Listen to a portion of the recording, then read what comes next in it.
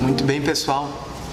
Neste paciente, é um homem de 63 anos, a gente consegue observar aqui um filme radiológico, uma incidência ou projeção no plano frontal. Nós estamos vendo o indivíduo de frente e isto aqui, como vocês já perceberam, trata-se de uma arteriografia cerebral. É feita uma injeção de contraste através de catéter dentro do sistema arterial. O contraste atinge a aorta, atinge as artérias carótidas, subclávias, artérias vertebrais, até alcançar o segmento intracraniano. Por que comentamos esse trajeto do contraste? Porque justamente essa projeção frontal dessa arteriografia intracraniana foi feita fazendo uma injeção de contraste seletiva, ou seja, priorizando a circulação cerebral posterior, ou seja, foi feito um cateterismo seletivo das artérias vertebrais. Isso pode ser feito dos dois lados ou pode ser feito unilateral. Nesse caso, o contraste foi injetado na artéria vertebral esquerda. Reparem aqui, todo o trajeto cervical da artéria vertebral esquerda. Nós podemos perceber que a artéria vertebral, na maior parte das pessoas, ela tem um trajeto bastante sinuoso. Ela tem faz essas curvas, porque de C6 até C2, ela circula dentro dos processos transversos das vértebras cervicais, os chamados foramens vertebrais ou foramens transversários. Então, a artéria vertebral, nesse segmento, apesar das estruturas ósseas não estarem visíveis, pois essa é uma técnica de subtração digital, ou seja, só ficam os vasos na imagem, as estruturas ósseas são neutralizadas ou apagadas da imagem, por isso não verificamos, mas a artéria vertebral corre dentro dos foramens das vértebras cervicais.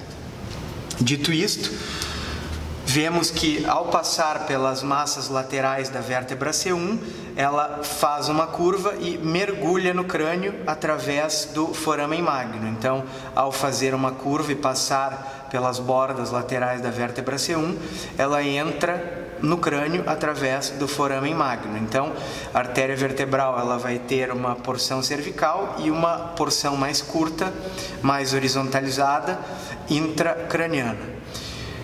Ao passar pelas bordas do occipital e emergir do foramen magno, ela assume uma posição mais vertical.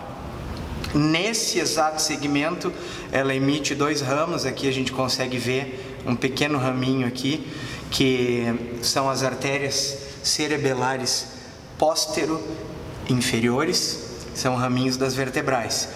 Após emitir esses ramos, as vertebrais seguem um trajeto vertical e se encontra com a vertebral do outro lado, que nesse caso a gente consegue ver um pouco da vertebral direita, e formam a artéria basilar.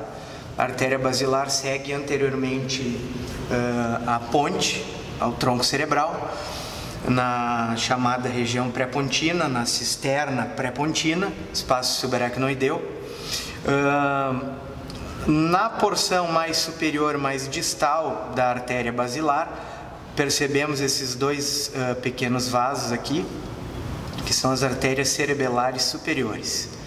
São dois ramos importantes. No terço médio das artérias basilares, aqui à esquerda, conseguimos ver uma pequena artériazinha aqui, que se chama artéria cerebelar antero-inferior. Junto com a artéria cerebelar antero-inferior, muitas vezes conseguimos identificar a artéria do labirinto, que vai em direção ao ouvido interno através do forame acústico interno. Muito bem, cerebelares superiores, já na porção distal da artéria basilar.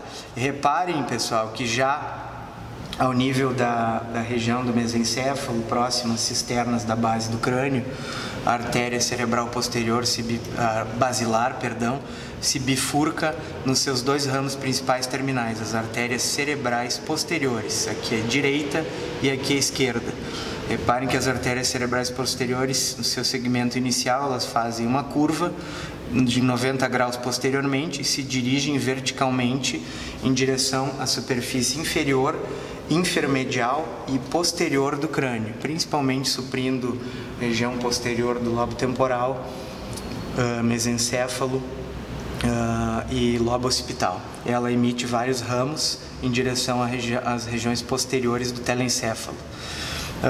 Uma última questão importante é que nesse filme, pelo grau de resolução, não conseguimos identificar, mas num adulto normal esperamos identificar artérias comunicantes posteriores aqui que comunicam as duas cerebrais posteriores com o restante da circulação cerebral anterior, formando o círculo arterial do cérebro, o polígono de Willis. Lembrem-se sempre disso quando forem revisar a vasculatura do crânio. Então, vertebrais, basilar e cerebrais posteriores, circulação intracraniana posterior.